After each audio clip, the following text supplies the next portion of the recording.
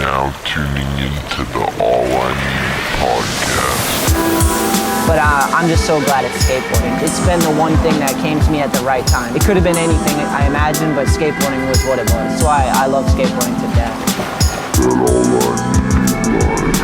That's right when I found skateboarding. Like, my friend showed me and I was like latched onto it because it was the only thing at that time that was really fun and like my escape. And I fell in love with it, you know?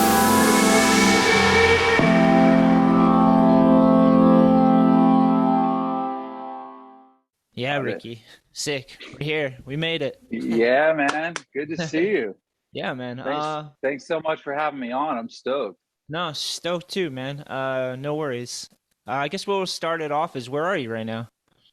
In St. Pete, Florida. What's the backdrop? I'm born and raised. It's a little setup that I have in my garage, just kind of if I do Zooms or whatever, because I have a 15-month-old at home right now. Yes. And it's the safest play because it could be unpredictable. So just out of respect for the sound, it could get noisy real quick if I was in my office inside. Oh, dude, no worries. I got a dog, Yeah. and they fucking have been barking on the podcast for years, dude. Yeah.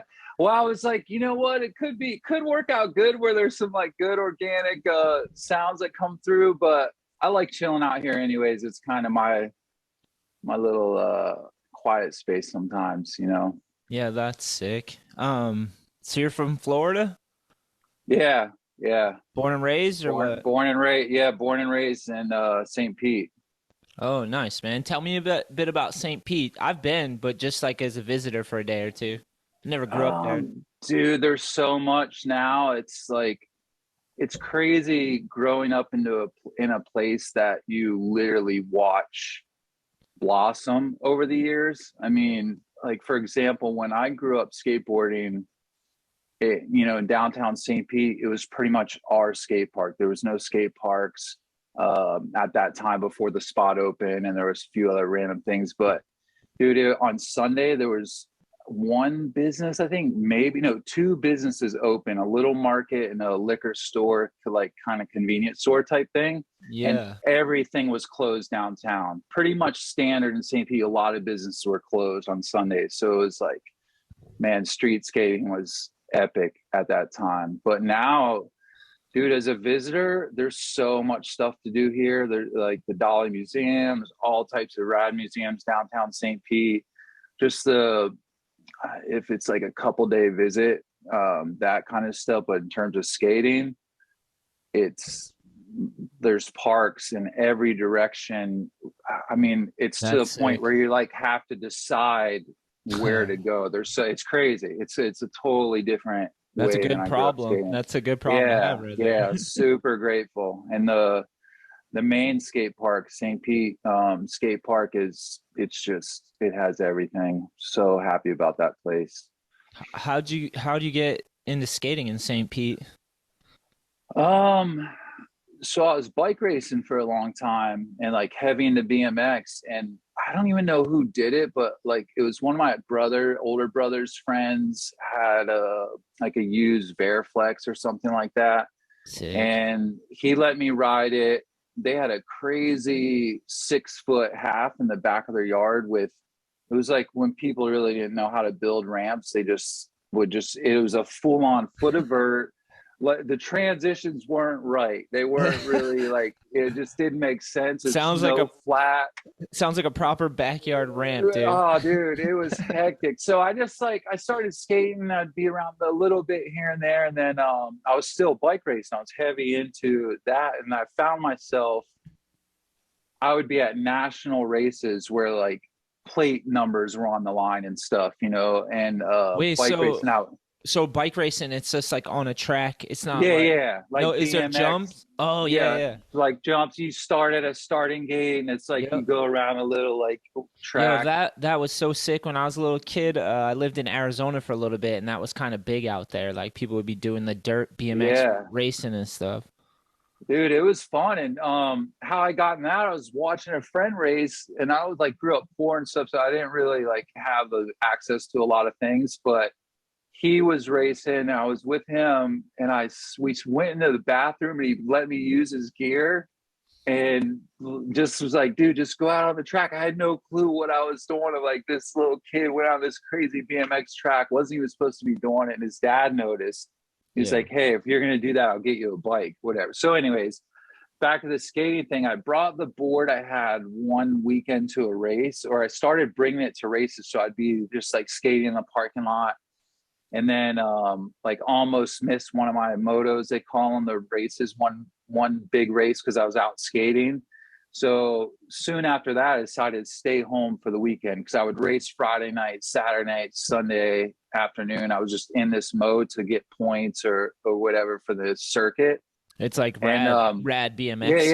Yeah, it was wild, man. It was fun. I enjoyed it. And so one weekend I decided to stay home from racing to skate, and that was it. That weekend I was like, I already had a connection to skateboarding and I liked it. But then when I gave myself to it for that whole weekend, that's all I wanted to do from there on out. It was it. I know that moment like well, where you're just like, it consumes you and you're like, this is all I want to do and all I'm going to do. Like I had a moment like that too, where I was just like, everything else doesn't matter anymore. You just you're like, it was fun, it was cool, it was child's play, and then you like get into the skating thing. Yeah. Lifers, people that do it. Yeah, it's like, that's it. It just, man, I was and I'm forever grateful for that person who let me use that board and gave me the board. And then from there, man, that was like, just like you said, that's all I could think about. The skate in the morning before school at middle school. Hell yeah. Have my board with me, skate it was just like total consumption. It's weird because it's like it's that moment is like you realizing this thing takes, like, you have to pay so much attention to it and like get immersed in it. You're like, oh, this is the hardest, like it's a good challenge, I think that's what it is. Pulls people in. And it's that steady desire for progression regardless of where you're like, some reason in your mind you can do it, but it's so hard to do whatever you're working on or whatever. But it just like you feel it, and it's like this continued cycle of one thing just goes to another thing, and you're like piecing this puzzle together and you're just following it. And so yeah, man, I love that. I love that part about skateboarding, man. It was something that really gave me that channel and outlet, and I love it just the same now. Yeah, man. I was like reading your book, and first I think it's just sick that you've been writing books. Like, that's awesome, man. That's cool. It makes me want to ask you how you did in school. Dude, it was weird. Like, so my father left when I was around 11 or 12, and it was a total like dysfunctional, abusive environment and relationship with that him and my mother had. And then my mother just went from one abusive relationship to another. So that, like, home life was chaotic. Hey, let me say I can relate to that. So I'm with you on that one. Yeah. And same thing, like dad and my mom was a mess, and my dad left around the same time. Like, crazy. Yeah. I appreciate that you can relate, but I'm sorry that you have to relate. It's all because it's like the respect, man. The journey that comes with it, man. It sucks. It's a lot of growth. Talk. It's a lot of growth when it comes on at like 12, and it's like heavy adult stuff, and you're kind of along for the ride. Yeah. So I did this talk the other day at a high school, and it was like it's a transitional, like, kids who are sort of on the fence, needing to get caught up to graduate. It's not a GED program, but it's similar. So they're just like trying to get whatever. Kids that have gone through a lot. So I was there, and I was talking about my background and story, and like I share part of that dysfunction, and I got stabbed when I was younger, like the whole thing. And so after I'm done, I ask how many of you in the room can relate. And dude, it's like, where I was, more than half, almost everyone raised their hand, and I got so like choked up because it bothered me so much to see that so many of them could relate. And because when you're that age and you're dealing with becoming an adolescent, like process in life and trying to figure it out, but then you don't have that like like that foundation behind you, that structure of support and love and guidance, it's heavy, man. Yeah, And like I feel like I have so much compassion and a lot of like pain to feel or understand that like those young people are going through it, because it's, like I said, it's not cool, it's not fun it's on any crazy. level. It's cool that you're talking to kids, man, because for me it seems to help to like talk things out and try to understand things and relate to people, you know, like, Yeah, and the fact that you got that feedback of like more than half, it makes you feel less alone, even though that's not like the yeah, goal. It's not the goal, but it's no, at least like with like those situations, like depression tends to creep in, but if you don't feel so lonely, you know, yeah, it's for not sure, man. less as deep at least. And you know, at that age, you're not talking about it with everyone. It's not like you're like, you kind of keep it, you're sort of ashamed of it. So it's not, you're not, at least for me, I wasn't open about anything. And it's nice, like you said, for them to feel a sense of belonging and understanding, like, yeah, I'm not the only one dealing with this, and it's not something that I'm doing wrong, because I took on a lot of blame for myself, like, man, it's my fault, or what's, you know, it, Yeah, all yeah, types of yeah. mental stuff. I still battle with But that. Like today, I was thinking about my mom and my relationship with her, and I was just like, I felt kind of like upset about it because I'm like, I always think there's things I could have done or should have done or how I could have been yeah, better, but I forget like the roles are reversed. Like she's the adult and I was yeah, the kid in the yeah, dude, situation. So it's like, it's hard to forgive myself for just being a kid, you know, yeah, in that no, situation, you know? I feel you there. Yeah. So, So like back to the writing, oh yeah, that's how I was doing in school. So yeah. first year, I stopped school in 7th grade. I was just like, man, there was stuff going on with some weird things with my dad, and like trying to avoid that. And like there was some situations that I had to stay up all night to kind of protect my mom.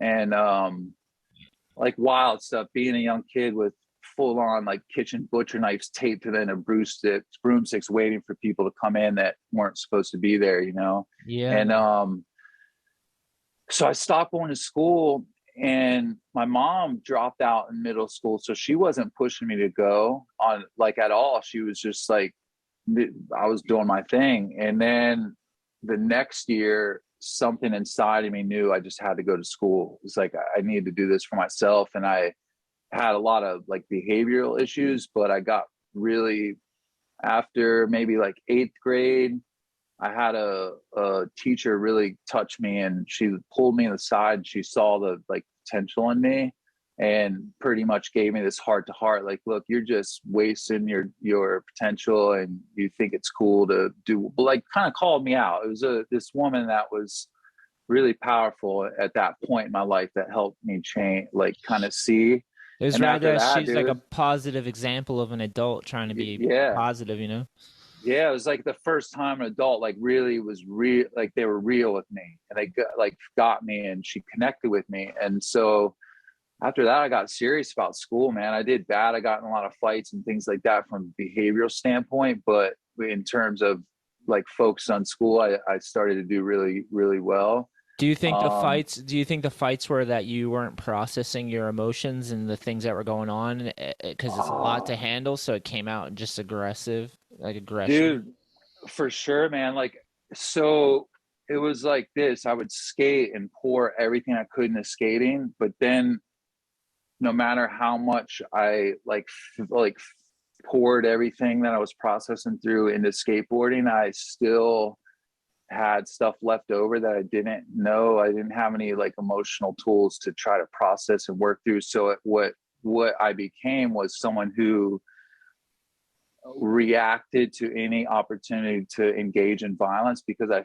felt better when I was in that moment of rage, and like I felt like I was less alone. But it was like, it was a weird demented thing where if I was hurting someone, it was like they were feeling pain too, so I wasn't alone anymore. And not that that was healthy in any level, but I didn't know how to start processing, No, connecting. that kind of reminds me of my mom, like her behavior. She would like Yeah, hurt others to feel like alive, sort of, you know? And it was yeah. like a sick little game we played. It's not good. It's no, and so to bring it to the writing, because of that, because of who I was at the time and how quickly I react to confrontation with violence, I'd never really liked be like blah, blah, blah, back and forth in someone's face. My response was just to hit people if that ever got to that point. It was just that edge was so close for me. Yeah. And then I ended up getting stabbed 9 times when I was 17 in a street fight, and that was full on like heavy. And we could talk about it if you want, but it was super heavy. I'm down, and that's like a sign for sure that things aren't going correctly if you're getting Yeah, stabbed, dude. Because Yeah. that's like that takes a level of fuckery. Unless sometimes it happens random, but like you have to like get it mixed up in some shit to get that to happen. Dude, for sure. I mean, I was getting mixed up in a lot of crazy scenarios where that happened to be where I got stuck. But there were many times where guns in my face and just whatever, because we were, I was hanging out with some people that I think a lot of us, we were on so many levels the same on how we reacted to situations. So those like people, too many of those people mixing together turns into this sense of power that you're like, no matter where we are, who it is, we're not going to take anything from anyone, whatever party it was, whatever. And then I would always turn into some wild situations where it's like, if we were mature, we were smart, like as I would handle things now, I wouldn't even engage, but there was no barrier of entry for like fights. Those situations are weird too, because it's like when a lot of misguided people or people that don't have their emotions in check and like clear thinking get together, it's like misery loves company. You're like miserable, so you just want to escalate it. I've been there. and like it starts to become part of your identity, and we all started to have an image that we had to uphold. It had to be like I was that dude that people would look at me in situations to be that person that's going to start a fight or whatever it is. So it's just, you start to get, at a young age, you get caught up in that identity, and I was all wrapped up in that. But anyways, this is good. With this that, is the good background. Sorry. Go ahead. This is just to pull us back to the writing. It's like, this is all good stuff. you have some experience to write about. Well, that's where it all comes. You'll see it comes full circle. And but being that way, there was a thing that happened in Ybor City in Tampa, and it was like a few people walked up to a couple of us, and there was no like they mistaked us for someone else from what we gathered. But anyways, there was no like conversation about it. Like a dude came up and said something to one of my friends, and before, like, that was it. Just one couple of words were said, and my friend just like, he had a sprinkler head in his hand from earlier because we almost got into a fight before that, and he just whacked the dude, like boom. So I'm like, all right, once that happens, if they're fighting, I'm fighting. It's just, we'll figure out the details later. So I hit the guy that was next to him.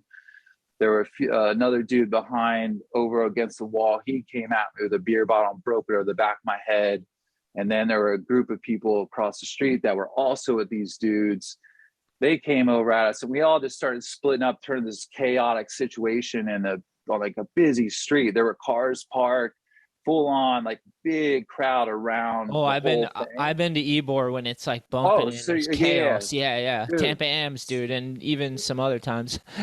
So imagine Ybor on a busy Saturday night. All the traffic stopped, and we're in this fight. I didn't know who was against me, who like I was fighting. It was this crazy scenario that just broke off, and I got backed up in the corner against with probably like 8-10 dudes in front of me, and I started to fight my way through that group because in my mind, I'm like, I'm not going to let them get me against this wall, and just like pretty much I have to get out of this situation. It wasn't good to be against the wall with these people coming at me, because it easily just got me in a bad situation, corner. Worst thing is you're back against the wall, man. For real, man. So I'm like, I got to get out of this. And I just started fighting my way through the group. And as I was fighting my way through the group, someone like pulled my shirt, and I felt my neck go back. shanked, like pretty much. I felt something going in my back, my side. They just started stabbing me. The group was just, I don't know if it's one person, all of them had knives, I don't know, but I ended up out of that full on, like Did ripped you shirt did you ripped off. realize what was happening? What was happening? It was kind of like being hit with a bat. It wasn't, because, you know, they're just like boom, boom. It wasn't, I didn't feel necessarily sharpness because it was happening like so quick. But then when I got out, I looked down and just see blood everywhere. I was like, oh shit. Nightmare. And they just, survival kicked in. And then long story short, like we ended up all getting out of there. One of my friends was cut across his stomach. The other friend was like, had his arms like this, and when they came out there was blood spraying out because he was stabbed in the lung, and I guess it was kind of punctured, so it was pushing. Oh shit.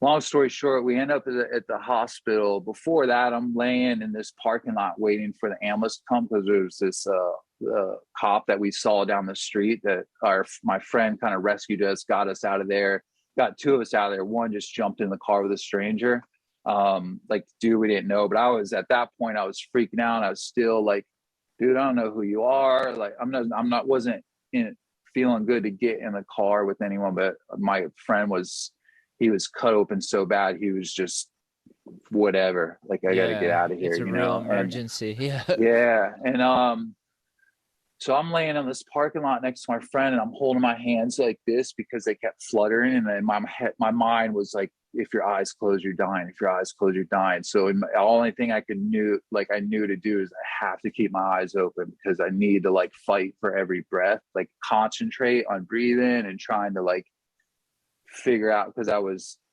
you know, I was getting faint from losing so much blood. It was hard to breathe. There's all these things where I'm like, man, this is wild. And then we get to the hospital. You know, there's like doctors and nurses all around me. I'm staring at them. They're staring down at me. And at that point, I start freaking out. They had an IV in me and like in my arm. They had a catheter in you know, because they were draining my kidneys. I was stabbing the kidney, and they thought they might need to do something like, I don't know, operate internally. I'm not sure what. Yeah, like nine pokes in your stomach or your side is like so reckless. and they didn't know where the wounds were at first, so they're just like, this dude's, you know, he's losing a lot of blood, and they were like, I was freaking out at that point. It was crazy because it was the first time in my life that I felt afraid to die, and it seems normal that you would be afraid to die, but the way I grew up with the anger and rage and pain and stuff that I felt, I didn't care if I lived or died. Like there are many times I considered taking my life and like flirting with suicide, and like it wasn't really. So I put myself in those situations often because, in some ways, like a deep down way or weird way, I kind of wanted things to happen, you know. So now all of a sudden, it was like I'm there. And I'm looking around, and I'm like feeling this fear that I'm dying. It was like, I like realized not that I never really want to die, I just didn't know how to live. Right. So I was like, man, and that was weird to even feel afraid of dying, because I thought I wanted to die for so long, you know. And it's hard it's hard to realize, like, when you've taken your own life for granted, you know, like, until you're in a situation like that where you're like, fuck, it really might be gone, you know? Yeah. And then you have to kind of look at your own mortality and be like, am I a part of this? So like, I lost my father when I was 12. He got shot, and he's in a motorcycle gang, and he lived for a little while after a few months, and like he was gonna be paralyzed from the neck down, and like, he was my dad, you know. He's like boxing, martial arts, like, and then I had to go with my mom, who's like self-destructive, lost, tornado Lisa, and then you just but losing my father kind of put that fear of God in me that you were just talking about. I avoided doing kind of what you did, like, except for on my skateboard, because you like I watched my mom and your dad. You knew that you were just like, that was like that reality of something like that. Like, I watched happen to you too. I watched my mom walk into every pitfall, and like, it wasn't all her fault, but a lot of it, like, it was like her burying her own grave at times, you know? And then like my Yeah. dad, when he passed at 12, that like scared me. I was like, whoa, like here, gone type shit, you know? Yeah. Like here Yeah. today, gone tomorrow. You're like, puts it into perspective real quick. And then I watched my mom just be like the beautiful flower that if could keep it together could be so powerful, but then she's just the evil queen, you know, like Yeah. self-destructive, like that whole thing, you know? But I feel so you. sometimes we get ourselves into those situations. Like Yeah. I can relate on being depressed and like wanting to end it at times, you know? I don't know if I ever gone as deep as you did, but like I had feelings and like thoughts to myself, like you're saying, where you're just like, what the fuck, you know? Like, does it Yeah. one loss after another, you know? Or how do you reverse the ocean tide? It feels, you know, Yeah. that Yeah. feeling. And dude, I mean I mean, to be honest with you, it's not like that stuff ever goes away. There's like depression lurking at me, you know, every day lurking, and I'm like constantly working through stuff, and I still, especially this last year, there was like crazy triggers with having a kid that had me in like a battle mentally, and Yeah, yeah. starting to think like suicidal thoughts again, like just weird, where you're aware of the thoughts, and you just think, man, that's wild. It's a wild thing to experience, feeling that, like having those thoughts, so Yeah. that whole thing with mental health, and it all connects to skateboarding, all of this, because that's the thing that is my greatest medicine, aside like that, accompanied with writing and whatever. So Well, the back to the fact, stabbing. yeah, hold on before we go back, because I read your book and it's like it's so true that like if you can learn to skateboard and the Yeah, fundamentals of skateboarding and not give up and like you can learn to create with it, you can apply that to other things in your life like writing or being a father or whatever, you know? So like that absolutely. was a good takeaway from the book that I really enjoyed. Yeah. Back to the stabbing though, because dude, Yeah, so as gnarly as it is, it's entertainment, which is yeah, like, yeah, yeah. Hey, dude. I mean, it's wild. It's definitely, it was an experience, bro. And I mean, so I'm sitting there, and all of them are around me. I'm feeling like fearing death, and I thought I heard them trying to get a hold of my mom, saying, like, your son's been stabbed, and we don't know, like, he's unstable. Basically, we don't know if he's gonna make it tonight, because she probably was just saying like, I'll come tomorrow or whatever. yeah, that's not a Um, call you want to get. but she would still just be like, I'll be there tomorrow. Anyways, Yeah. that's a whole other story. So, which she did maybe come later the next day or maybe the following, I'm not sure. But anyways, Yeah. so all that's happening, and there was a chaplain that comes in the room, and I'm at this point like, dude, is this how it happens? And like, because I'm aware of what's going on. I wish I was unconscious, but I was totally like, knew everything. I saw everything. And so at that point, I'm like, he's gonna come in and pray my last rites. And I wasn't like, I didn't grow up in a church or anything like that, so I didn't have any question a higher power, because of what things I had to experience and go through. And then it was just this whatever. So he comes in, and I thought, okay, maybe he's gonna pray over me as I die. Is that like, this could be it? And he puts his hand on my head, and he said, everything's gonna be okay, son. He just comforted me, and I just felt like, I felt like this comfort that I haven't really felt before. It just consumed me. I felt it. So I laid there for the next 6.5 hours while the doctors and nurses worked on me. And it turned out I was stabbed 9 times. I think I said that. And then dude, and when I went into the recovery room, I had one of my friends, it was like, get me my notebook and like a pen or whatever. And I'd been dabbling and journaling before that. But after the stabbing, it was like, I stopped being around people. I had a lot of PTSD, so I couldn't necessarily, like, at that point, I'd go to skate contests and things like that. And I'd like, the crowds really, it was hard for me. So I skated by myself a lot, and I would just write, journal. And several years after that, that's when I started writing my first book, and it just kind of manifested from there, like led into my second book, and each one is at a different phase. And What made you like necessarily want to to do it, like write a book and Dude, most I of didn't want to the write a book. no, Uh, yeah. no, it wasn't like it wasn't like I'm writing to write a book. I was writing to work on myself, just to figure out like who I am. Because when I was coming out of the hospital, I'm like, man, I just let my anger and pain and all of these things control me so much for so many years of my life that I almost ended up dead.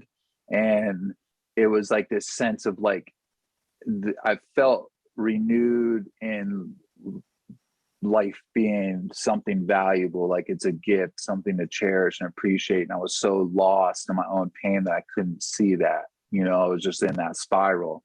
And that's when it just opened me up to going on that journey to try to transform myself, change, learn, deal with my anger, start to like work on. And that was what the writing was. It was just work. I didn't have a therapist or anything like that. That became my therapy beyond skateboarding. And that was where like several years later, I was journaling, and it somehow like kept going for some reason. It was like a similar thought, like maybe a message or whatever. And I was like going with it, and I wasn't at that point, I wasn't like, I'm writing a book.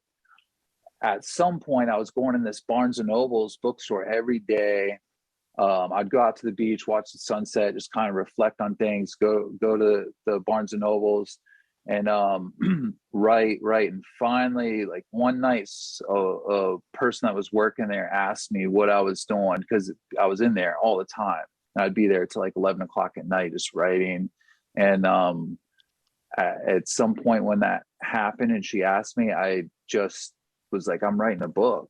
And then I finished one day. It just felt like I was done, and let a friend read it. And he was like, dude, that's like some good stuff. And it just went from there. And then all along, people have been asking me, are you going to write a book about skateboarding? And it just wasn't. There were a lot of things I was working through and writing, and then the Thank You Skateboarding book started. It was just like, this is my time for me to write something, not so much of something I'm going through at a phase of my life and working through and processing through.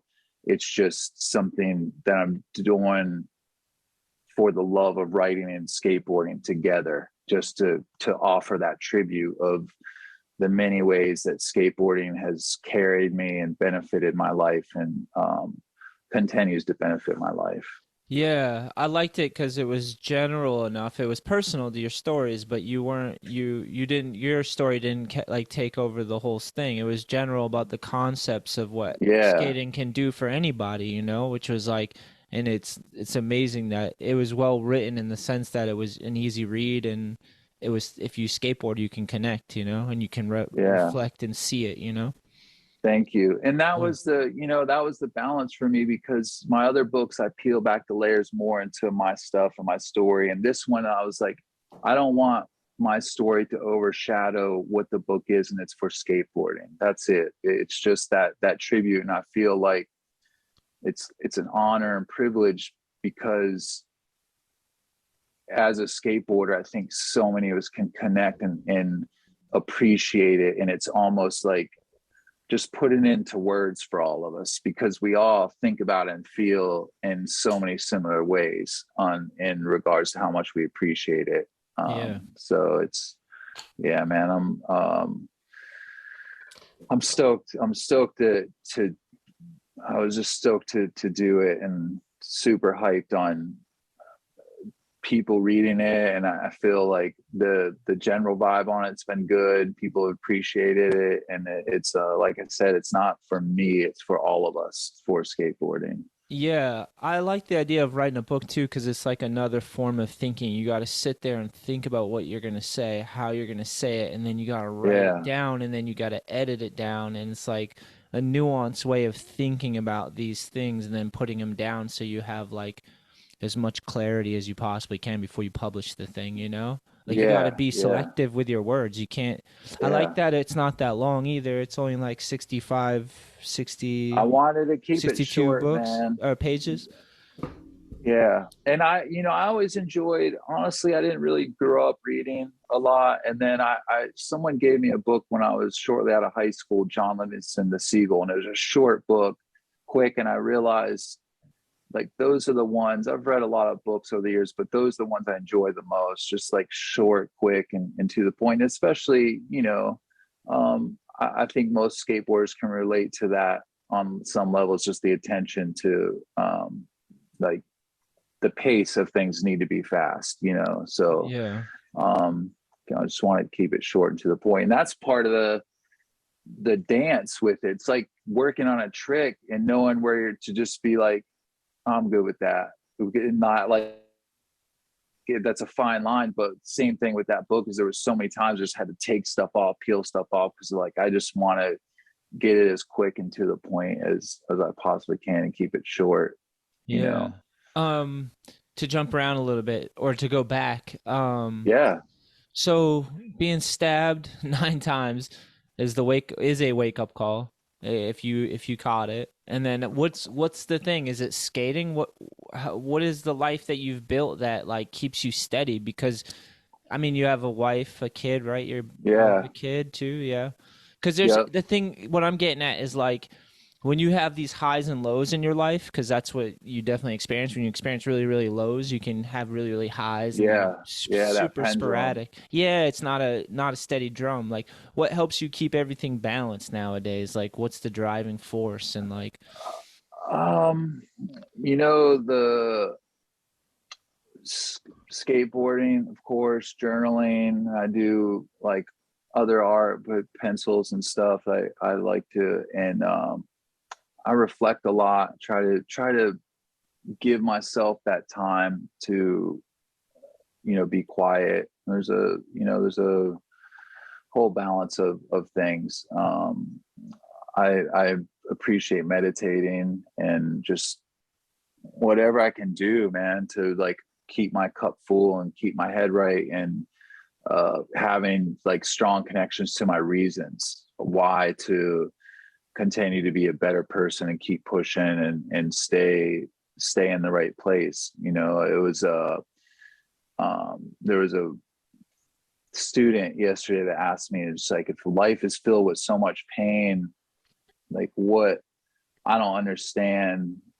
If you feel like life is just so much pain, she asked me, is like, I don't understand why it's worth living, and I was like, man, I get that. I feel it. And you have to find those reasons beyond just the gift of life that help give you extra motivation, yeah. So I try to keep a lot of things going, man, to stay balanced, because it is, and it's not like I'm there. There is that pendulum, and then I'm like, always trying to negotiate and get myself in the right headspace, but it's certainly not like I don't have a perfect I don't think anyone record does. at, you know what I'm saying?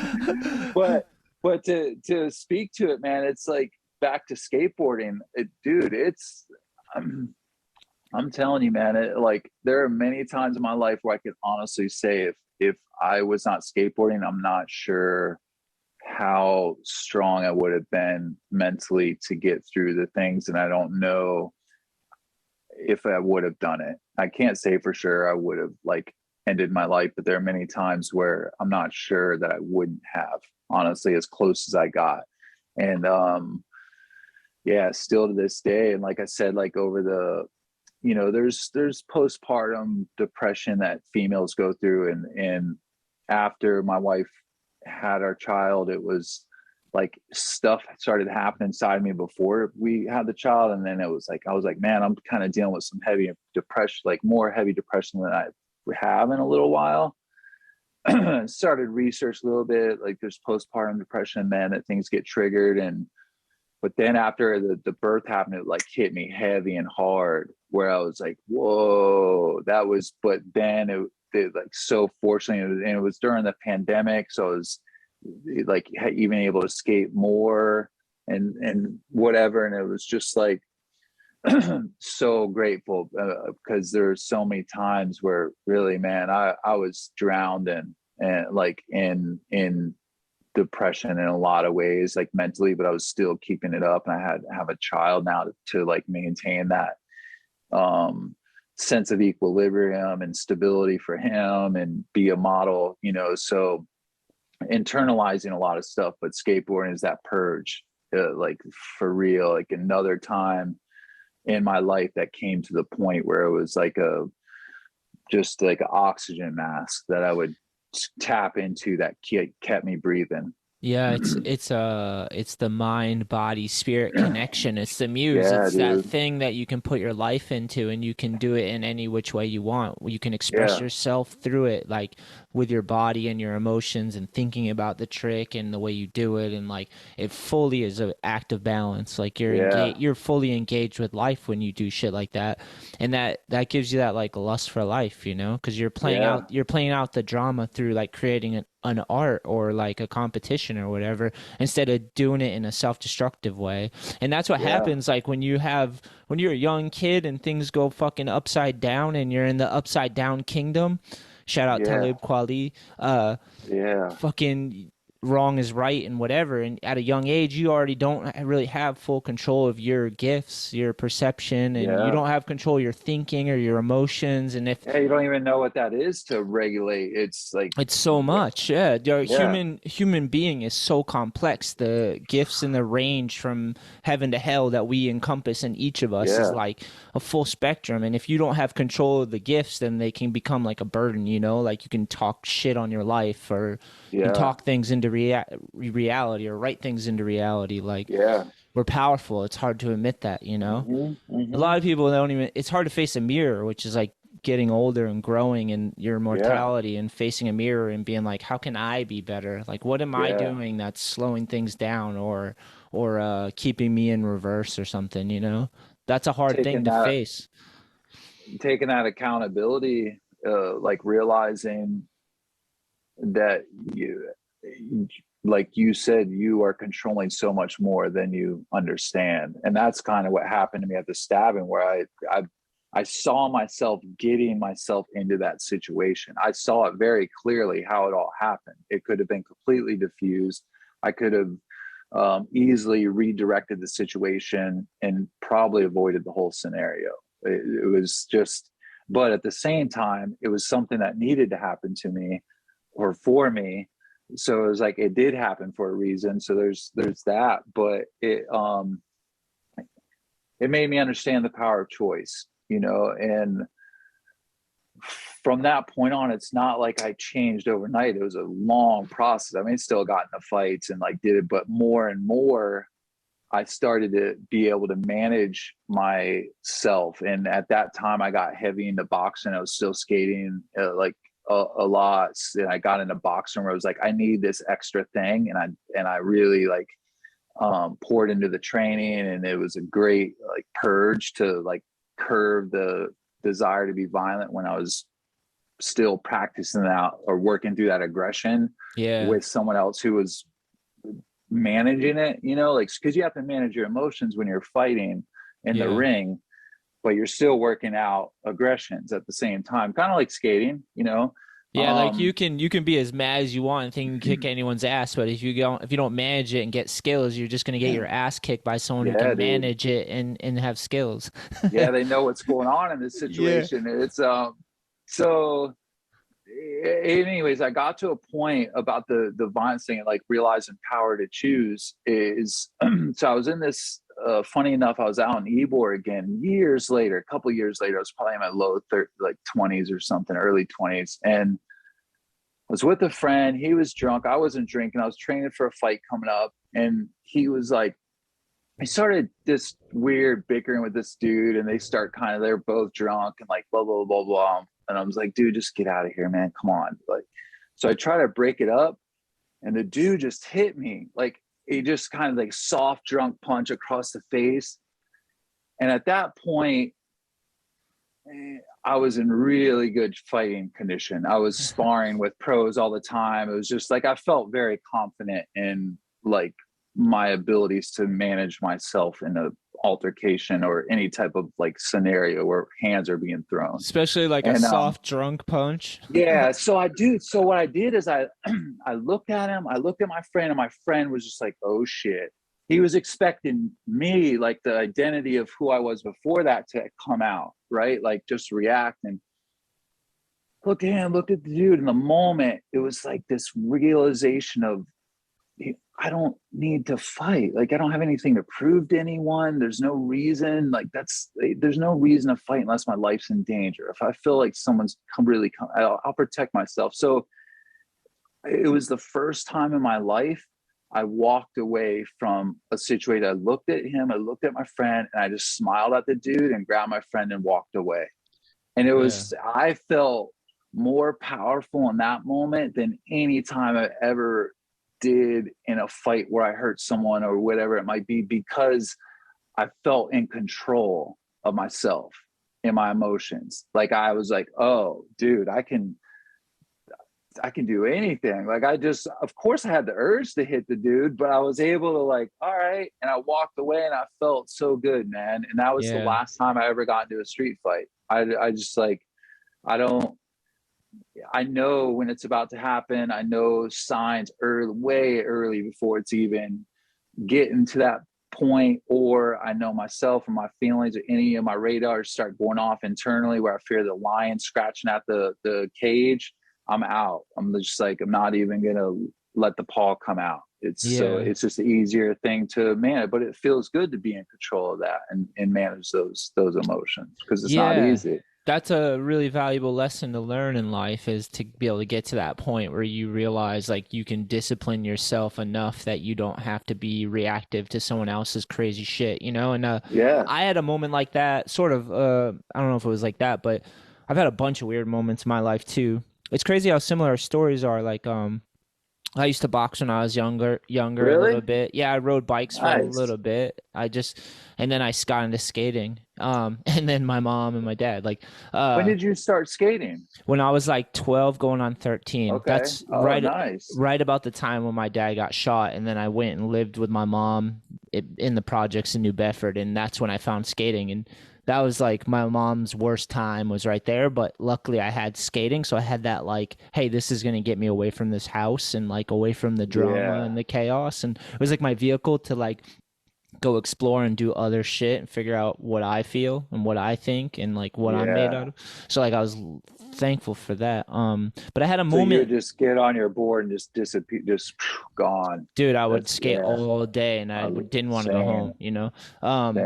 And then, but I had this moment not that long ago where I had a GoPro on a gimbal and I was like filming my homies, filming a vlog. And we're in, I don't know what city we're in, maybe Providence or New Bedford or somewhere. And I see this dude walking up because I grew up like you around violence and chaos. And you start to recognize it a lot earlier than other people when you're on the streets. Like I'm very acute of like a situation. Yeah. Like I know when, and this dude, like, I see him coming up.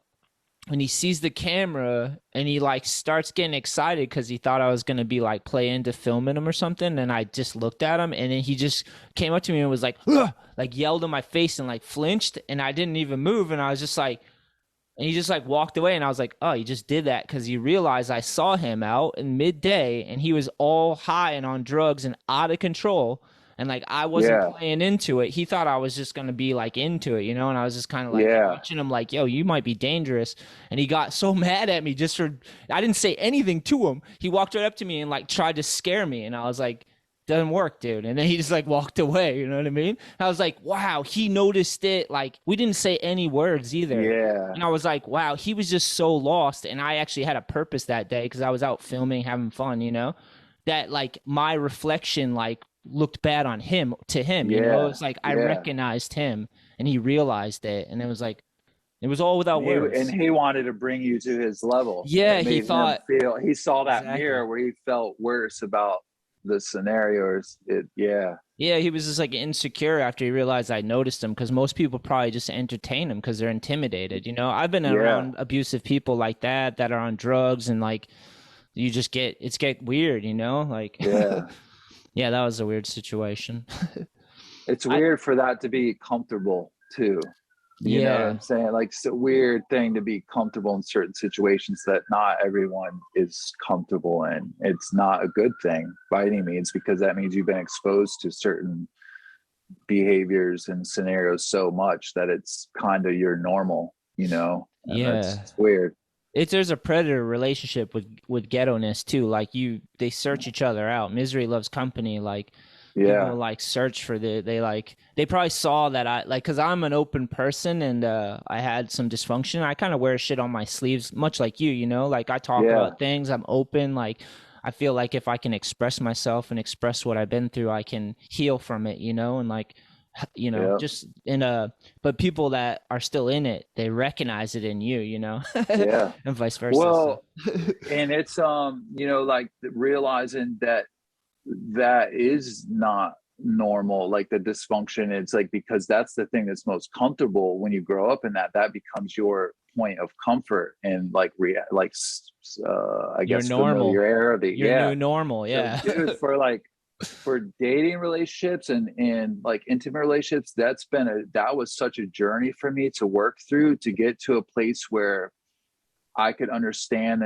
and learn. And my sixth book's a lot about this, healing the wounded child within, but like to understand what is healthy and what's not, and like my default of what I would want things to be comfortable, because there are many times in my life where I'd create like drama, if you were, just create tension just because that feels more normal to me. And it's something that I always have to be mindful of, you know, especially now with my wife. We're open about it and like really good at communicating with each other. So if I do start to default into that mode, I recognize it as quickly as I possibly can to redirect myself, because that is like when we're developing and we're understanding the reality of the world and relationships, all that becomes our framework, you know? Yeah, and we're connected to the lineage and a spirit, and if that spirit doesn't resolve its issues, it's carried forward with you, you know? Like we're imitating little creatures when we're born, you know? Like our lights and perceptions, lights, camera, action, everything turns on. You can hear, you can see, you can learn to speak. And if you don't have control of your gifts and all you have is chaos and people around you without control of their environments or their gifts, then it's just like, you know, a lot of crazy shit happens. People are discipline. If you don't have discipline and you're a powerful creature, you can be like powerfully destroying things and saying things that are fucking things up and doing things. Like, so it's like, that carries forward if you don't you got to battle those things to dismantle it and recreate the whole thing. And you know, that's been one of my biggest motivations for a long time, is to break the cycles, you know. Like like I feel right now with my son, for example, I feel like such a high honor and privilege to be in a scenario where I can literally see a cycle stopping with me, you know, and recreating a whole new cycle of individuals that will come from here, you know. That's awesome. If that makes sense. But that makes perfect sense, dude. Because if I had the chance to be reflective enough to realize my evils and things I have to deal with and my burdens, and then I had life that I could project the best of myself, and then see what they do with those ideals, and you know, like, and be able to be a power for good. That's like the ultimate thing, you know. And what's crazy is when it comes down to it, how simple it is, you know, like it is him always knowing I love him and I'm here for him and that he has his needs met and that he's supported and I believe in him, you know, is like, it sounds so simple because it is, but when people aren't in the, like you said, control their gifts and their potential in the right place and have their own stuff that they're carrying forward, they don't necessarily project that onto the young people. And then so it's like, as long as I do that, then happy and healthy is the goal. But I feel like he's going to do the rest, you know, with his own potential and his gifts and what he's here to do. But yeah, just the fact that you can give him like a healthy environment where he can develop and see where he can go is like, you know, as well as I do, how valuable that could be, you know? Yeah, because think about as a young person how much extra energy you had to put on survival. Like, where are you going to eat? Where are you going to get school clothes? Where, like, what? Just And is all the the water going to be whole? Like all the the insecurity, insecurities, depression, loneliness that like just dude. sucks your energy, man. It just sucks your energy, and some of it Yeah, is, it's insane, dude. yeah. And But much imagine if you respect, man. are same, and like it's if you can same, dude. Like we all have to go through this like maturing and understanding and reflecting ourselves, and it's hard, you know. Yeah, I watch like family members, sometimes families even the worst to each other because you guys are so close, so everything's yeah, so dramatic and so like you're my sister, how could you say that? Or you're my so and so, how could you do that? And it's like then that gets twisted, you know, and it's like yeah. yeah, dude, life is complex. And let's be honest, like the world's not set up to help us. Like there's Dude, so that's what many I was gonna say. pitfalls. Like, just because I wanted to say that too, don't get it twisted. Just because you and I may have had some dysfunction and some challenging circumstance environment. It, even if someone has the most ideal environment, life of and in itself is a challenging journey. It's like there's no easy part about it. There's always something that comes, or sometimes it would be like maybe someone does have that great environment and loving and supportive, and then they lose a parent early in life, and that just distorts the whole thing. So what life in general, and like you said, the emotions and the things that we have to figure out and deal with and process and understand and find our way through and our identity with, it's complicated and challenging regardless of, I think, whatever the environment is. It's just a different. Yeah, And like your starting point doesn't guarantee that it's gonna be a beautiful life. Like you could yeah, so many more ways to fuck it up than there is to get it right. You know what I yeah, mean? Like, and you could have tons of money and all the security, but no focus, no drive, or you could just yeah, you know what I mean? Like those things could bury you. Like with my mom, I always was like, even if she had all the things, she might have just squandered it all. Like maybe that's why I'm in this situation, is that she was spoiled and didn't discipline. Like I think about my mom all the time because I don't really know her story. I was just like, she had 5 kids with 3 different men, and like she did drugs the whole time until she died. Like it was heavy, dude. When she passed away, she oh, was so your mom died also, yeah, or she passed. passed? Yeah, you want to hear something crazy, Ricky? Is Drugs? she did drugs her whole life, man. She had cancer in her nose. They had to take out like a huge portion of her nose that like made her kind of look deformed for a little while. And then like she just did drugs her whole life. Like she had bouts where Yeah, she'd be all right. She had a heart attack she didn't even know. Like after she died, they're like, yeah, she had multiple heart attacks. Like she just like my mom was a tough person to say the yeah, least. But yeah, she just passed away, man, and like she was on her knees, like she was in front of her computer and she slid down on her knees, which is like real ironic, you know? And I think what really did it was like my mom like Lisa was amazing like when she's at her best, but like she has some crazy shit that happened in her life. Like I don't really know what's true. Like I heard she might have been molested from her father, yeah, and like my nana doesn't really talk too much about it, like I don't know how to do it, but like my mom was just running wild her whole life. And I think what really buried her though was like when you are running wild like that, making mistakes, and like, and it's not all your fault. Like she was stuck on broken, she was stuck on stupid, yeah, like she was yeah, like man. she had real rewiring issues that she needed counseling, in like the state like arrested her, and like they put her in like the medical system like turned her into like giving her drugs, and like it didn't help Yeah, her, and like they kind of took advantage of my family on some level. But like we're a willing participant, but it's like takes two to tango type shit. And like I think what really did her in is like when you're like that, man, like you burn so many bridges. It's like everything around you, you destroy every relationship, and then when you decide you want to try to right the ship, it's like, well, now you have to pay for all your crimes, you know? And it's like yeah, that could bury like the sorrow in that, to get reflective and realize all the damage you did, like, and you're like, oh, a lot of this is like me not reversing the tide of the ocean, which is hard to fault yourself again. But like my mom had to deal with all that, like her broken relationships and all the things she did and said and like could have done. And like I think that's like what did it, because towards the end of her life she was doing a lot better, and she was trying to find balance through my nieces and nephews and like trying to be good to them and like trying to mend relationships, but it's really hard to do, you know, like Yeah. it's fucking insane. The ride is insane, you know. And when Yeah. my mom passed, man, I hate to say it, but I felt like a sense of relief, because like I was worried about her my whole life. You know what I mean? Like my whole life, Wow. I just had this worry about my mom that I'm just like, and even now it doesn't go away. I think us having this conversation really helps me right now, because when I was driving That's good, here, man. yeah, when I was driving here, I was thinking about her and I was just getting sad about like if how much was I a participant in this, you know? And then like talking to you and bringing it all up, it kind of helps me like sort through the waters again, you know? Yeah.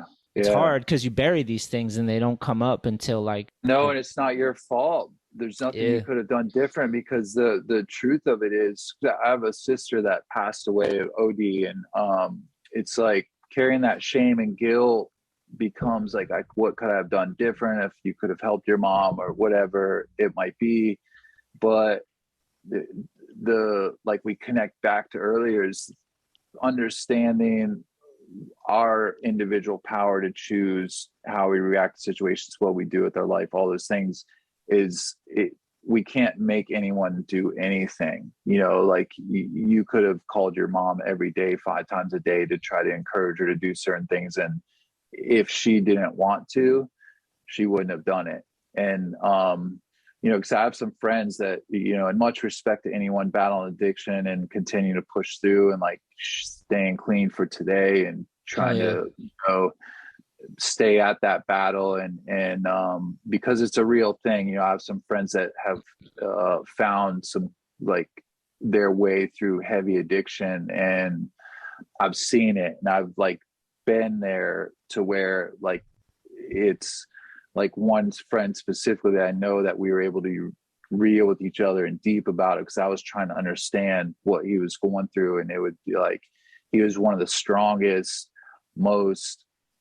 he is one of the most strongest, like respectable type people. And when his addiction took over, it was like so many things about who he was gone. And he's clean. I think he's going on maybe 10 years now or whatever. But dude, I got to a point where I saw him dying any day, because there were several people we knew that were ODing, and like it was just, even being at their funerals, it wouldn't change him. Yeah, it would, like he was withering away, and it was just like. And then when I saw that, I'm like, dude, all these other people I don't know like I know him.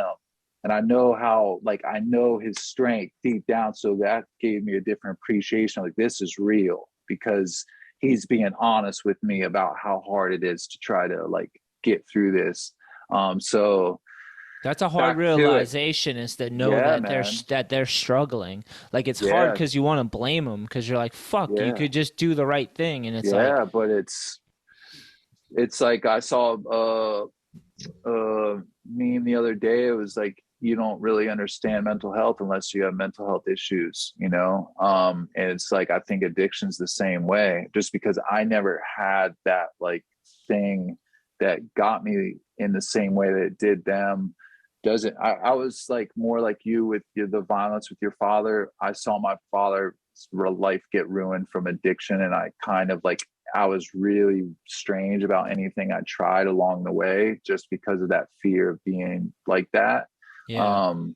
So anyways, back to it, from what I understood with him is he had to get to a point where he wanted it for himself.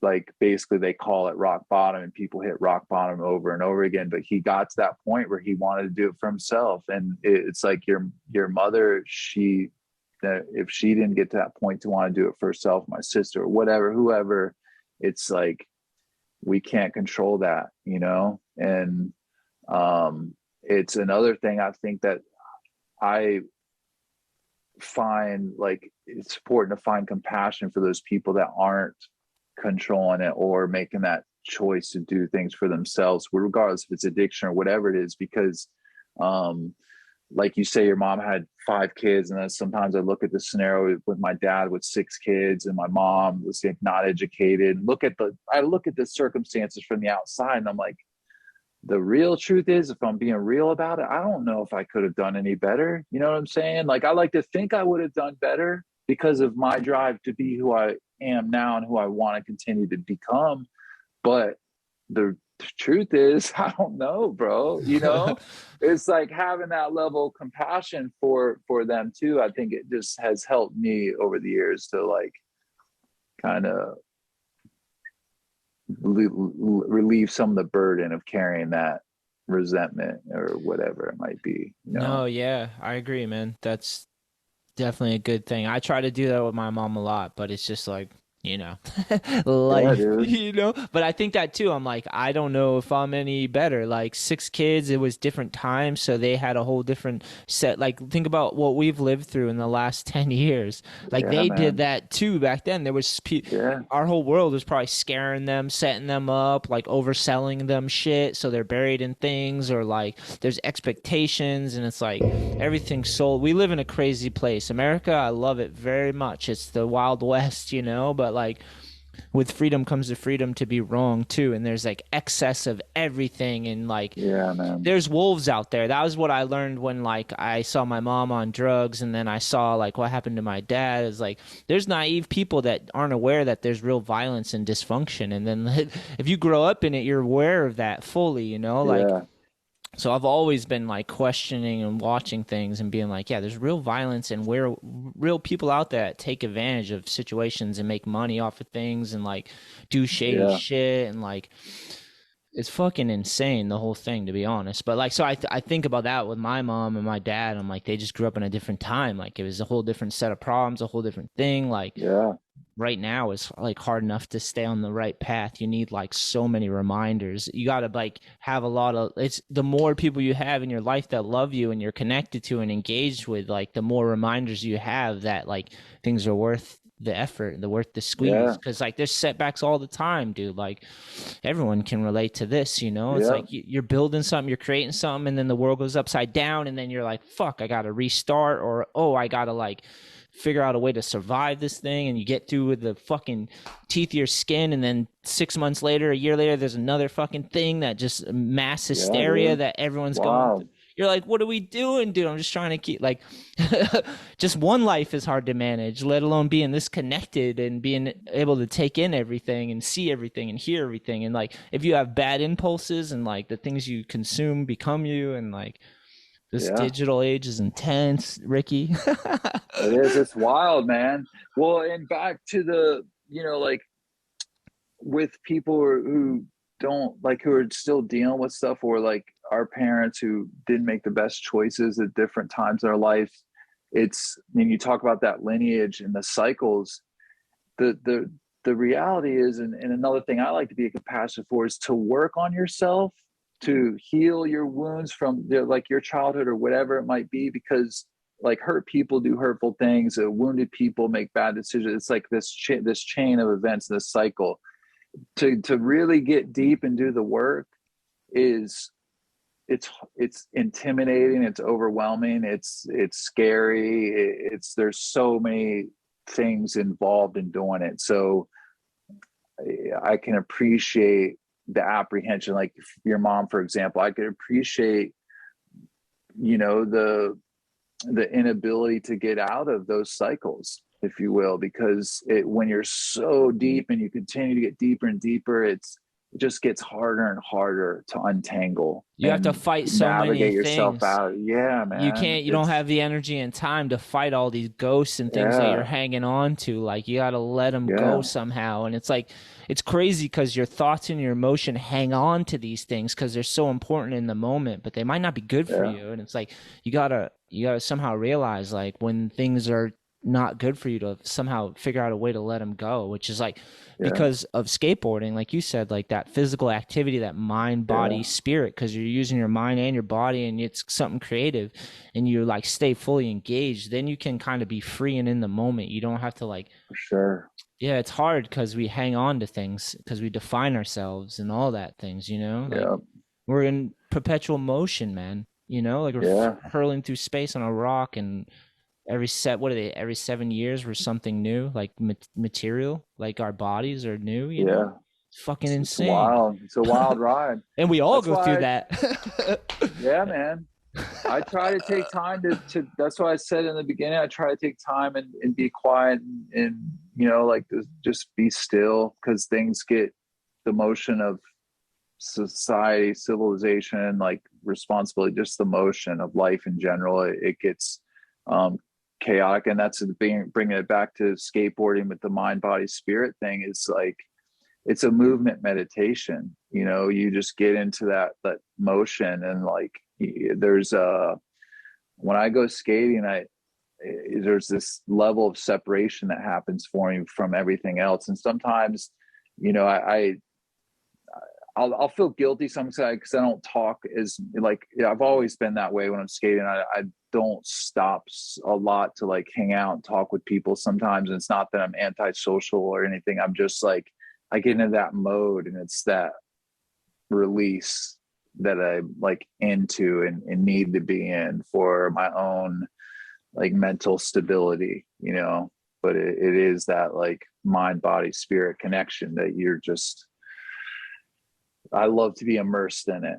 Yeah, it's something about getting your heart going, breaking a sweat, and be working on something that's just like is intoxicating. Yeah. You can just do it for hours, you know. I love battles, man. It's like, it's something about it. I've always been that, like, the only thing hard for me about battles is once I'm in it, like I can't leave it. It's just this, like, I get fixated. My mind is fixated to where it's like, even when I leave it for the day, it doesn't stop when I leave it for the day. I've been so bitter. I've been so bitter.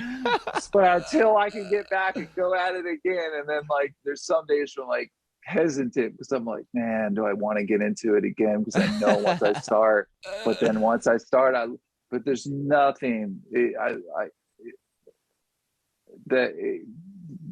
Coming out victorious after a long battle, that roll away is just, you know, everyone listening knows that feeling is beyond anything.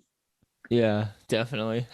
I'll fucking, it's been a while since I've like really focused and filmed a trick. I've been like a lot of skateboard lessons and filming and just kind of butt sliding with kids down ramps and shit, because whatever, that's what they need to do. So Dude, like, I love that. but yeah, but I'm like, because I had a hurt shoulder for a while. I had a filmer injury. Ricky just like filming and slammed, which is, as I get older, I'm 39 now, so like I don't get to be the pro skater as much now. I'm more like the filmer and the like I get driver. it. I'm 45, man. So dude, congrats. Yeah, man. It's You so made it. it's skating injury. Tell me about that. How'd that, or a filming injury? How'd it happen? Oh, dude, I've had multiple injuries, but this particular one was my shoulder. I was just like filming. I was like Were you following someone? It was actually two different things. We drove to Maine. We drove 3 hours to Old Orchard, Maine. I rented a van. I got like all the Flow kids from my skateboard company, All I Need, and I got a van, and I got all the like their skateboard lesson kids I grew up, like their parents brought to them and did lessons for years. I was like, let's and go. They're on your team now. Yeah. I just Flow riders. I actually just bought a van so we could do more skate trips, because I was like, we gotta invest in this. So I got the van, and like I got them all to go to Old Orchard Beach, Maine, to a skate park fundraiser, and I took one slam because I usually MC the contest. But like they were like, you gotta take a run, so I was like, I'll take a run, and then of course I slammed in that, and then because I drove 3 hours and didn't really skate, and then I just ate shit. And all then, of a sudden, it took a run after.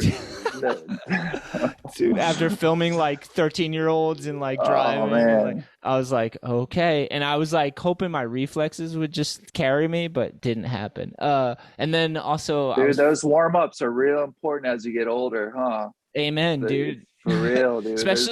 Especially like I got paid to like just skateboard for a long chunk of my life, so like I like felt like I have things on lock, you know, but as I get older and like I don't get those warm-up ins, it's like I think I have these things, but then I learned the hard way I don't have them anymore without that warm-up. So it's like muscle memory is gone, sort of, or going. It's humbling. It's humbling. Yeah, it is Humbling. definitely. And then the other one was a filmer slam. I was filming with my GoPro and my gimbal, and I just like was at a new park, and it had one of those like concrete humps that I didn't really Hmm. see because it's white concrete, and I just like hit it without realizing, and just straight to my shoulder. So I had that, and then I went and did a front 180 over a pyramid at a new park, and it was slippery, but not the slippery I was used to, and I ate it on my tailbone. So I haven't really focused on filming or like doing a trick that like I want to work on, you know? Like I've just been having Gotcha. a lot of riding around and like being silly, but like I can't wait because I'm almost better. Like I feel almost 100%. I feel like in a week I'll be like ready to like focus on something and actually like film something I'm stoked on, even if it's just like a park clip or like anything, Yeah. just some sort of Yeah. progression, even if it's a flat ground trick that I like hadn't popped like the way I wanted in a long time, you know? Yeah. I missed that. Sometimes it's like that, letting yourself get to that place where you're like, all right, let me assess where I'm at right now, not like where I was or what I was doing or whatever, just like where I'm at, like what do I feel comfortable doing now, and then fall in love with that progression part again, like build from there and just kind of like put together a whole new puzzle, which Yeah. is, that journey is a lot of fun, man. That's where I started like a couple years back. I think I was turning 42 or something maybe. And I realized like, man, I don't even have 42 tricks anymore. I was like, and I wasn't happy with that. So that's where I'm like, okay, I'm going to humble myself and like not let my mind get apart, like going into like certain things that like I think I could do or used to be able to do, or whatever I used to be able to do, whatever.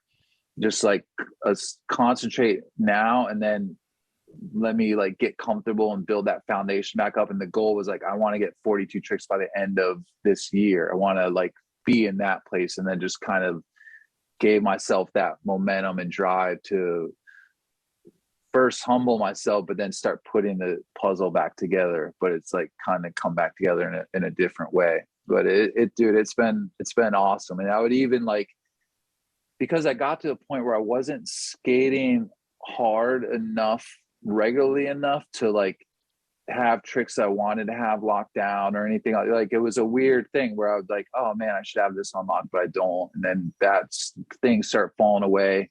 And it was that's where I'm like, I want to just feel comfortable in certain things, and almost started more like if I did 10, 15 ollie manuals in a row, I would just like do that, just like kind of, like building those like fundamentals down again to like work with, and then just get that, because I could still skate and do stuff, but I wasn't feeling comfortable on the board even when I would do it. Does that make sense? It was No, like it just yeah. didn't feel like how I wanted it to feel, how it felt at one time for me, like that level of control, and like whatever that is for each person, individual is different. But so yeah, that's where when that happened at 42, it just was like, man, I don't even have 42 tricks right now, and that was my driver to challenge myself to do that. Yeah, you got to do things like that just to Yeah, keep the motion moving. I do like yeah, skateboard lessons for that reason, because it's like I get to hang out with a kid or someone. I do lessons for all ages, but I do them on like Saturday and Sunday. I carve it out just because I'm like, it's good for me to like meet someone and to like try to remember to balance and push. Like I get a lot of beginners, and it like helps keep me with a solid foundation, my center of that's balance right. and my push. And then I get to like talk them so I'm like constantly thinking about those things, you know? It's just like That's cool. when you get an injury though, it's just like that's when you need to take the time off, and that's where Yeah, I have a hard time yeah, because it's like so fun. You're like I'm right near a big skate park. I have so many friends who skate. It's like really hard. That's why I do so many other things. I'll like film, I'll edit, I'll yeah. record podcasts, like just anything to like talk about skating or have something in motion. It's like it's fun, you know? Like this whole skateboard world is so fun to be a part of. It's insane, I man. love it. And I love Yeah, what you're doing too, man. appreciate And that. the injuries is like one thing that's been, when I get injuries now, that has helped me more than it has in the past. Like if I get injured now, I'll just like I'll focus on it like it's a trick I want to get, where I'm like, I'm going to be super diligent about my recovery, my whatever I need to do to help speed up the process or whatever, and like kind of have fun with it in a weird way. Because in the past, it's like you just keep trying to skate, even if you're hurt. It's like you don't ever. I wasn't disciplined enough. Like you were talking about discipline earlier, I wasn't disciplined enough to give myself the time I need to break or like take care of myself and rehabilitate. So that's it's good that you're taking that time. It's a good thing. It's so easy to like ignore the pain too, you know, especially if you're like, if you grew up like we did, where you're like kind of like not just physical pain, but emotional pain. It's like easy to get used to those things. And like, there's levels and everything. You can just sit in these levels and like slowly sink and sink and sink. It's really hard to like realize like, oh, I need like that negative space. That's a thing too that I did that really helped me, that I need to do again, is like I went in one of those like sensory deprivation tanks. Oh, dude, I like those. Yeah, because it makes sense. Like you're always turned on. Your lights are always on. You can always hear. You can always like feel gravity. But like in that tank, it's like you cut off all those senses. You have a negative space, so your body gets to relax. Your mind can unwind because you like can't really. Your hearing and your sight is kind of blinded. So you're like you just have that negative space. Everything's always on, you know. So it's like it's nice to get that. Like there's things you can do. I had a gym membership for a long time too, and I think I do still have it, but the gym's kind of falling apart, so I might have to find another gym. But like swimming, and then like if I have to become the dude at the gym working out just to keep shredding, I'm gonna be that guy. So like as a kid, it's like you don't think about that. You're like, oh, I'm never gonna do that. I'll just skate my way into fitness, you know. But diminishing returns, my friend, at some point. Well, and those like cross training exercise stuff are good. You know, I have a gym membership primarily for the pool, because the things I do there as far as fitness goes, I can do at home, but it's for the pool and the sauna. Like that's, and they have a jacuzzi there, but like even swimming laps is that quiet.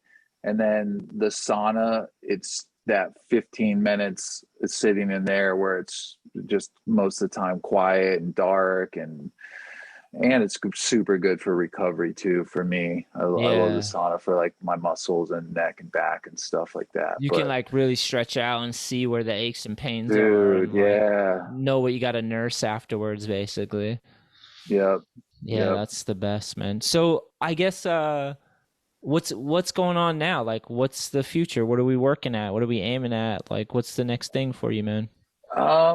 You know, I'm still trying to, the last few books I've had kind of back to back. So at this point I've given myself a little space to really nurture Thank You Skateboarding, continue to share that and get that out there, and, independently published, right? People. Yeah. I had a publisher for the first 5 books, and then they went out after like 10 years, and I was able to get my rights back to those and re-release them independently. And when I did that, I fell in love with the control I had over the whole situation. And I was with a publisher long enough to learn like the cycle, and like I just put myself on the same program that they would put me on if I was going into production, like the timelines and stuff. You're a skateboarder. So, you probably just like learn and adapt, you know? Learn it. That's it, man. And I love the control of it. And because, dude, I almost lost my first 5 books. It was like all of a sudden they were going out of business. And if I wouldn't have gotten my rights back before they folded, all of those books, like 10 years of my pretty much myself put into pages, would have been out of print. I wouldn't have been able to publish them again, at least not under the same titles. So that was sketchy, but it worked out, and I'm stoked. Independently published, and I love it. That's awesome, man. And family's good, and just working and family and skating. Yeah, man. Just and that's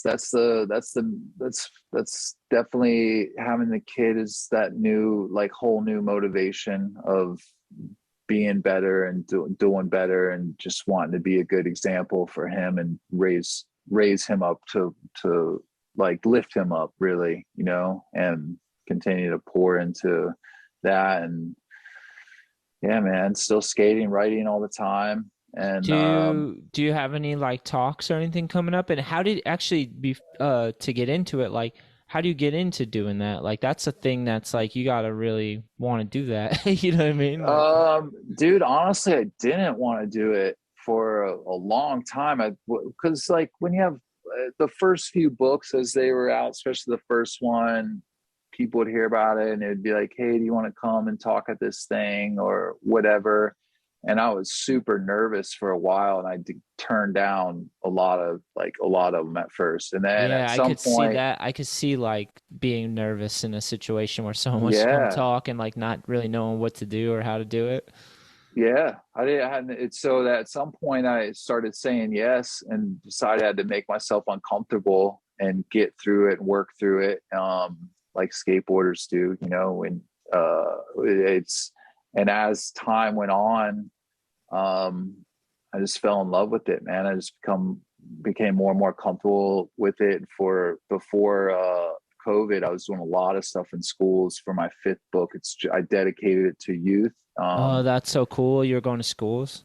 Yeah, that was like, and then the pandemic happened. It was like I went to one talk at a high school that all the kids at school got a book, and I didn't know that was going to be my last one. And then that happened, just shut down that whole momentum. So this past yesterday, what's today? What's Thursday? Wednesday? Yep. Was it Wednesday? Yeah, yesterday was my first talk since the pandemic.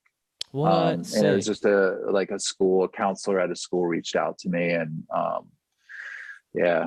So that stuff that happened organically. And then there were times where like I had gone into school systems, gotten programs approved and things like that, like as things started to evolve, and like, you know, the book got approved in a few different school districts. So I got funding to put those into like kids' hands and stuff. So it's just been like piecing it all together over the years. But dude, I missed it a lot. So I was really stoked to be back into it yesterday. That's so we'll just see what happens next. There's like this whole journey I've been on. Once I went like full throttle and like full commitment to my speaking and books and things like that, it's been a ride. I have no clue ever how things are going to work out or what they're going to do, because I don't have like that consistent state, like, you know, like plan of what's going to happen, but things have worked out and they continue to. So I'm super grateful.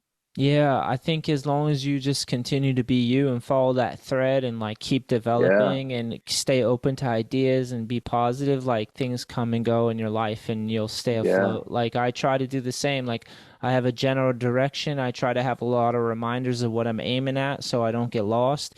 And then there's ups and downs, and like if you're open enough and willing enough to try to see the ups more than the down, like you can do that and things will work out, you know. But it's just like having that faith in yourself and you know, trying to take control of your gifts and like keep it going is like sometimes you just gotta grind your way through it, dude. Yeah, man. That's it, man. You know? Keep showing up every day. And you know, and that's like life in general. I tell people all the time, I tell some of my friends, like, man, if you know, as you get older, you can look back on your life and you see how different things worked out, like opportunities presented or whatever. And it's like, man, you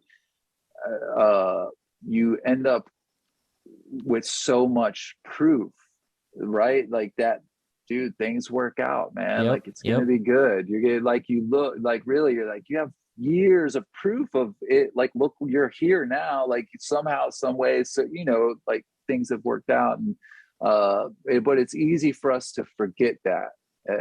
We feel the pressure of the world and society and like where we think we should be, or these ideas of what we should have or not have, whatever it might be.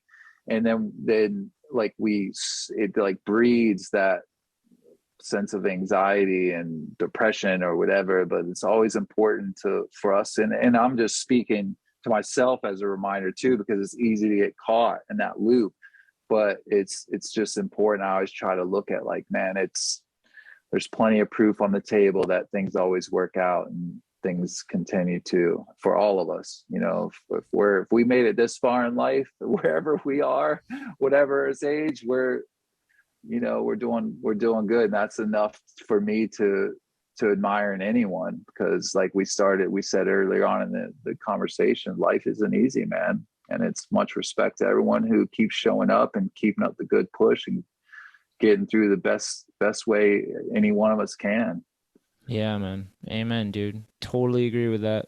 The majority of the reason I film my YouTube channel is because of that. I'm like, I've done it for like over 10 years now, and when I go back and watch them, I'm like, oh, these are just good times with good people. Like, my life is not bad. It's hard to really be ungrateful. Same with the podcast too. Like, and I imagine like writing books, it's like you capture those moments and you have these those reminders that are anchors that pull you back to like where you should be or where you're trying to be, or like it's the same concept, man. Yeah, Ricky. And it's weird because like as people, it's like we lose that touch with ourselves because we're always pushing for that next thing or want that next, where we're like, even with skating, sometimes I'll tell people who are like learning stuff, like, dude, we have to remember when you talk about you work with kids, so you see it all the time. They're like, the fact of like learning to drop in for the first time is so frightening, man. It's like such a scary thing. Or even like the first time you're learning to ride on a skateboard and like put both feet on and roll and like trust that glide, you know. But like, and it's like you said, we started in the beginning with like lights, camera, action, go. So for any of us to be wherever we're at in our life, like I said, deserves respect and appreciation and like just admiration, really. Yeah, well, same, dude. I appreciate there's people out there that share their story and share what they're learning and continue to grow, man. So I appreciate your hard work, and I thank you for coming on the show, and I thank skateboarding for producing people like us and the awesome people out there that I know through skateboarding, all of them. And we'll have to do this again, man. We'll give it some time, and then we'll catch up again. Awesome, man. Thanks so much for what you do and continue to do, man. It's good stuff. I need. Yeah, hell yeah. If you're ever out this way, man, hit me up, because we got the Edge Indoor Skate Park right near me. It's like basically 3 skate parks. It's an indoor park, but it's huge. So in the winters, and then we got tons of skate parks and street spots. I mean, I'm near Boston. I'm like 4 hours from New York. I'm right near Providence. A lot of skateboarding to be had. So if you're out this way, hit me up. Dude, same thing. If you get in that van with the team and you guys start heading down to the East Coast, for real. I plan on it. Let me know. I have some people in Atlanta that, you know, I'm sure you have people all along the way you can connect with. But yeah, man. For sure. Yeah, we will. Definitely. We're gonna make our way, dude. Love it. All right. I guess last thing too, man. Do you have somewhere if people want to check out your books, like a website, social medias, anything that? Because we talked about your books a lot, so like if someone wants to check them out. Probably the best place that probably works out the best for me is Amazon. Just like put in like "Thank You Skateboarding" in Amazon, and that'll come up, or put in my name, Ricky Roberts III, and all the books will come up. But yeah, just put in "Thank You Skateboarding" in there. But it's available anywhere. Pretty much books are sold online, but I always direct people to Amazon. Just kind of works out. Yeah, man. Cool. Well, thanks, Ricky. Yeah, thanks so much, man. Thanks again for having me.